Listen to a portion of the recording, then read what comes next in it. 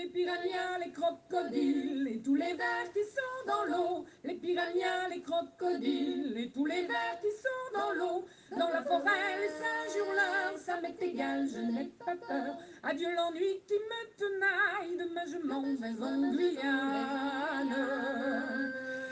Olá, bem-vindos e bem-vindas à 7ª aula do curso Introdução à Literatura da Guiana Francesa, História, Gêneros e Temas.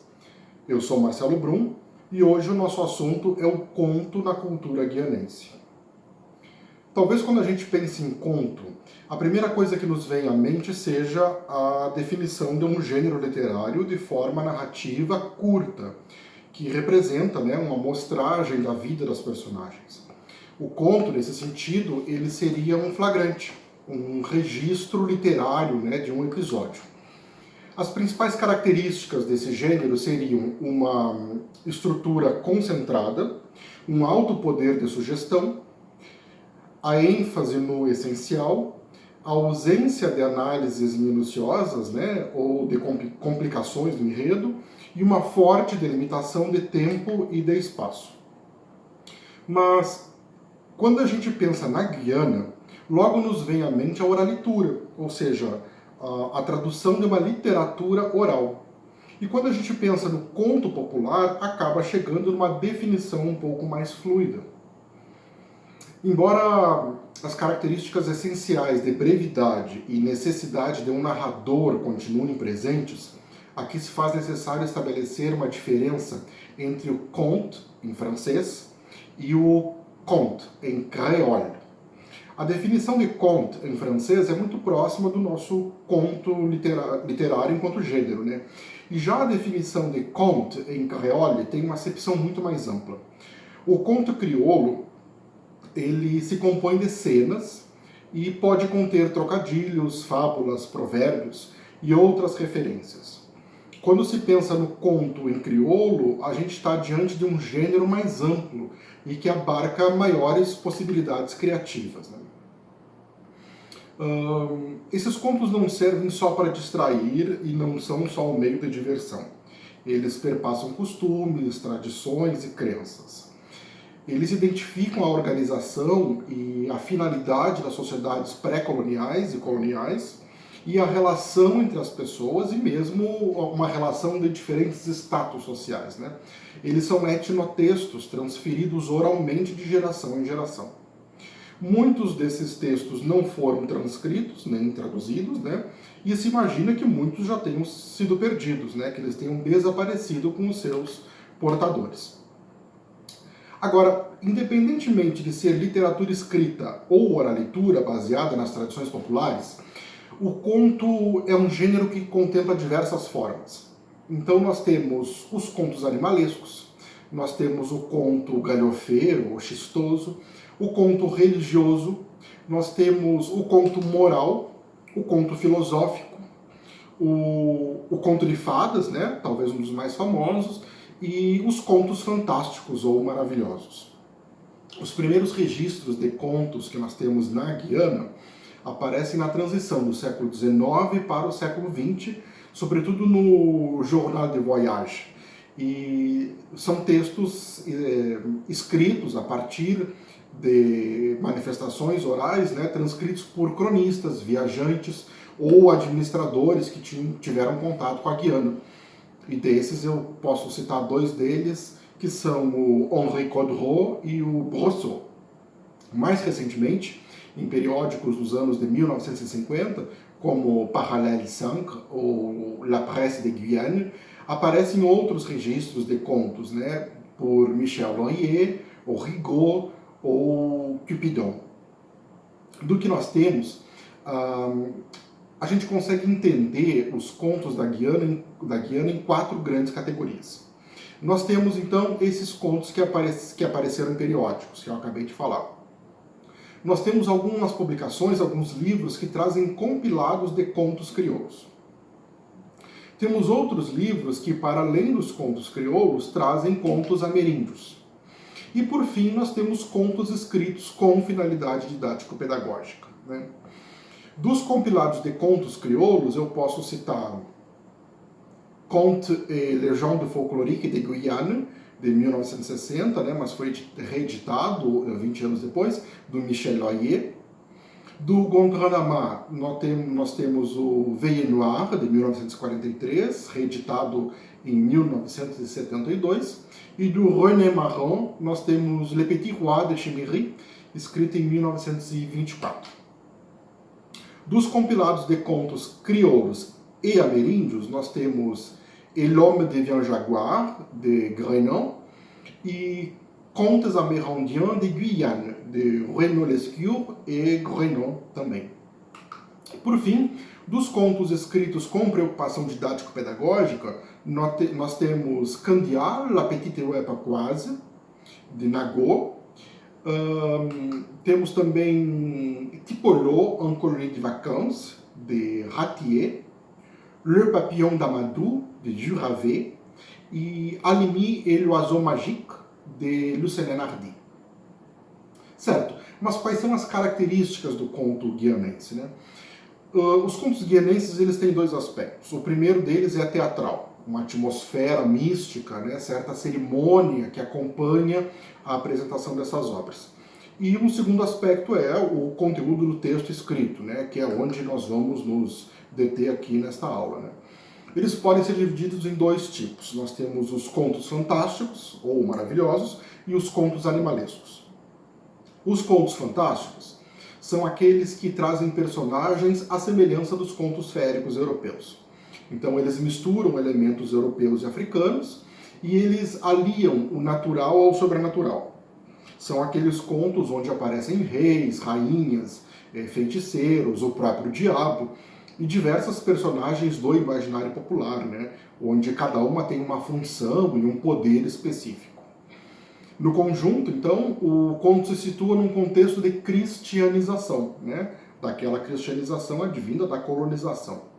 E isso se faz muito claro, por exemplo, com a presença da Virgem Maria de um lado e do diabo de outro. Das personagens fantásticas que habitam esses contos, nós temos o Sukuyan, o loup-garou, que são vampiros que usam fórmulas mágicas para se transformarem em fogo. Eles têm medo da luz e eles não têm pele, né? E eles não são necessariamente maus. Nós temos as Diablesses, que são figuras que aparecem como mulheres lindas, mas que nos pés têm cascos de burro ou de cavalo, né? E que atacam os homens. E elas têm medo da fumaça, elas são espantadas pela fumaça. Os Janao são espíritos malfazejos que vivem na floresta. Eles têm a forma de monstro híbrido entre onça e asno. Os Tonacri, que são criaturas que atiram os homens na água para então capturá-las, né? E as suas presas mais comuns são barqueiros e pessoas que trabalham nas águas, né? Os zombies, que são espíritos maus associados ao demônio, e aqui eu chamo a atenção que essa não é a mesma acepção comum que nós temos de zumbis, né? O Metbois, que é um espírito malfazejo que vive na floresta e que pula num pé só, e aqui nós temos uma associação com o nosso saci, né? A Mamandlo, que é uma espécie de sereia que atrai os homens com o seu canto.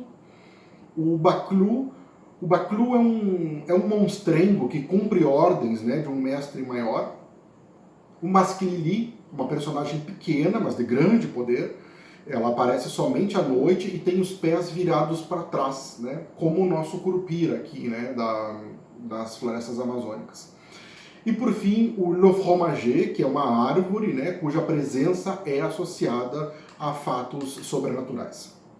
Então, essas personagens míticas, aliadas aos reis, às rainhas, a feiticeiros, à Virgem Maria e ao diabo, elas povoam os contos fantásticos. Do outro lado, nós temos os contos animalescos, que são aqueles contos marcados por empréstimos culturais, né, de estrutura, de temas ou de motivos, e que são de tradição africana ou ameríndia. As principais personagens são animais, como o jaguar, a tartaruga, o macaco, o coelho, e esses animais eles são mais tipos, né, eles são mais arquétipos do que indivíduos. Há um certo antropoformismo, porque eles têm sentimentos, eles pensam e eles se exprimem, né, como os homens. Esses animais são frequentemente representados com características de aspecto moral. Cada personagem representa, então, um aspecto moral de uma coletividade, né? E muitas vezes eles são usados para expor opostos, como o escravo e o colonizador, um defeito ou uma qualidade do homem, por exemplo. Então, assim, a gente tem o jaguar, ele simboliza a gula, o coelho vai simbolizar a destreza e a inteligência, o bode simboliza a vaidade, o caxinguelê simboliza o roubo e assim por diante, né? Os animais presentes nesses contos são animais da própria Guiana, né? E também tem animais domésticos, né? Também aparecem o cachorro, o gato, a galinha, etc. E aqui cabe um parênteses, porque muitas vezes nesses contos a gente encontra o tigre, né? Escrito tigre mesmo, né? Que não é um animal típico da nossa região, né? Mas nós temos que entender que quando eles escrevem tigre, eles estão se referindo ao jaguar, que na verdade é a nossa onça pintada, né? Que é bastante comum aqui na região norte. Bem, o comportamento dos animais nesses contos, eles não destacam somente qualidades e defeitos dos homens, né? Mas eles põem em evidência relações sociais que aconteciam, né, que regiam uma sociedade escravagista. Também eles expunham as dificuldades encontradas pelos escravos, a injustiça e a dureza de um sistema colonial, né? O problema mais destacado nos contos é o da sobrevivência do escravo, a angústia constante da vida daquelas pessoas, né? Justamente por isso, os contos exaltam uma malícia, uma astúcia, né? Uma esperteza do mais fraco frente ao poder e à força do mestre, né? Então a tartaruga, o coelho, o macaco, etc., eles vencem, né? Eles são heróis que triunfam graças à inteligência, à mentira, ao roubo, numa representação de que aquilo é a saída de que os oprimidos tinham, né? Bem, e quanto a função do conto, né? Vale ressaltar que, diferentemente de alguns contos europeus, essa permeabilidade cultural da Guiana com a África, ela faz com que os contos guianenses não tenham somente uma função lúdica. Então esses contos eles servem para um tipo de iniciação à vida, eles servem para ensinar, para moralizar. O conto guianense, então, ele transmite valores antigos, ele transmite tradições, de certa forma, né? Quanto à forma dos contos, eles são representações de cenas da vida cotidiana. Personagens, lugares e tempo mudam, né? Mas as situações continuam muito próximas daquelas que a vida das pessoas apresentam, né? Os contos, de certa forma, eles evidenciam a vida em sociedade, a organização e a hierarquia social, também os ritos, sejam eles sacros ou profanos, né? Ou seja, eles são uma visão da vida que é daquele grupo, né? O conto, então, ele vai ter uma função de solidificar aquela comunidade. Outra característica essencial do conto é o movimento. Nada é estático no conto, né? Entre a situação inicial e a situação final, nós temos um movimento que acontece por uma ordem ditada, né, e que varia de acordo com o tipo de conto. A oposição história e narrador, ela é essencial nesse movimento. A história é o movimento que existe entre o começo e o final do conto. E a narração é um modo usado pelo contador para transmitir a história ou o conteúdo daquela narrativa, né? Quanto ao tempo e o lugar, geralmente são muito imprecisos, né? O tempo é muito longínquo, é distante do presente, é vago, né? E o mesmo acontece com o lugar, que geralmente é abstrato. Na Guiana, geralmente o lugar onde acontecem os contos estão dispostos na floresta, né? Não se diz exatamente onde se passam essas histórias. Nós temos indicações, por exemplo, se é dia ou se é noite, por exemplo, mas não é possível nós sabermos com precisão em que lugar aquilo teria acontecido. Quanto ao narrador, ele raramente assume uma função de ator, né? Ele pode pôr em dúvida a veracidade do conto, ele pode se colocar no conto, né? Ele pode questionar, ele pode explicar uma passagem, ele pode imitar as personagens, né? E o narrador ele pode ser considerado, inclusive, como a figura principal do conto, né? Bom, aqui a gente não pode confundir com o protagonista da ação, né? Porque sem o narrador não existe conto, mas o protagonista é outra coisa, né? cada narrador faz um conto ser único, né? Porque é ele quem escolhe as palavras, é ele quem escolhe os sons e a sua interpretação. Ou seja, o narrador ele tem um papel muito ativo no conto. É muito comum também que os contos se passem à noite, né? A fim de favorecer certa superstição, a fim de favorecer a transfiguração das personagens, né? À noite ela se presta melhor às histórias, né, cujos heróis são seres sobrenaturais, né? A nossa imaginação tende a se exacerbar à noite, né? E aqui tem uma relação muito interessante que vale muito a pena ser destacada, que é a noite era o único momento em que os escravos podiam ficar reunidos, né, e ter contato e conversar, e quando eles não estavam trabalhando, né? E nem todos os contos eram para todas as ocasiões, né? A cada dia, a cada situação, os contos se renovavam, porque eles se ligavam aos acontecimentos daquele dia, né? E isso também mostra um pouco a característica cambiante dessas histórias, né? Por fim, eu gostaria de chamar a atenção para um tipo de conto tradicional da Guiana e que amplia ainda mais essas definições já apresentadas, né? Que são les contes réveillés. Esses são contos muito ligados ao canto e são contados por 2 ou 3 pessoas, né? Então aqui já nós temos a introdução do canto e nós não temos mais só um narrador, nós temos 2 ou 3 pessoas fazendo interferências na história, né?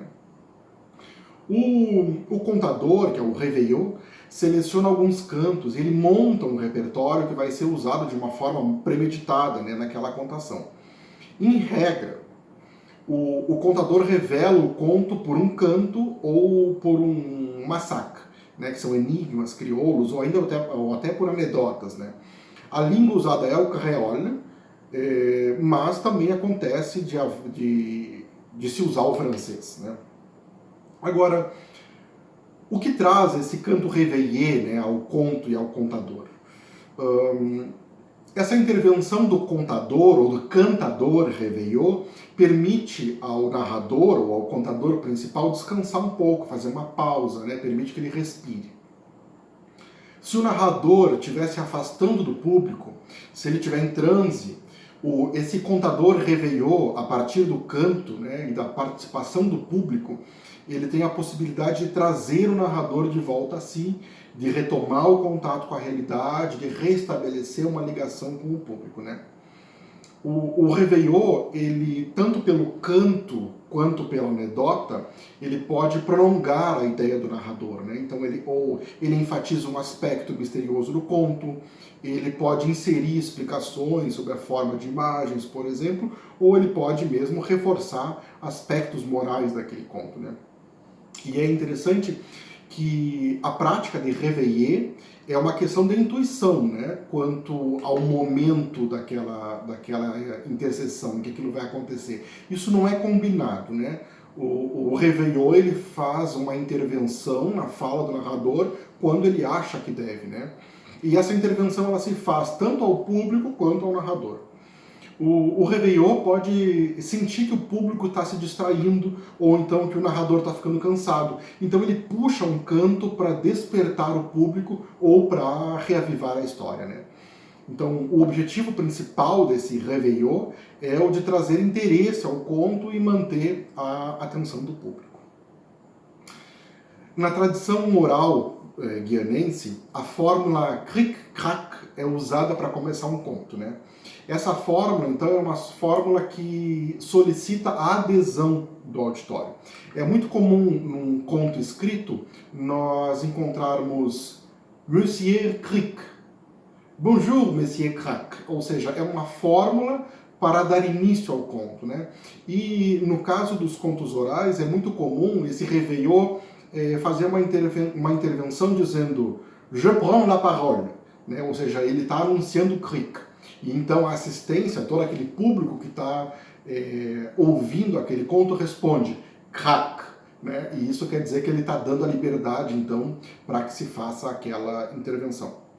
Enfim, depois de passarmos por tudo isso, né, o ideal seria que nós lêssemos, né, nós analisássemos 1 ou 2 contos da Guiana, mas a gente não tem espaço aqui.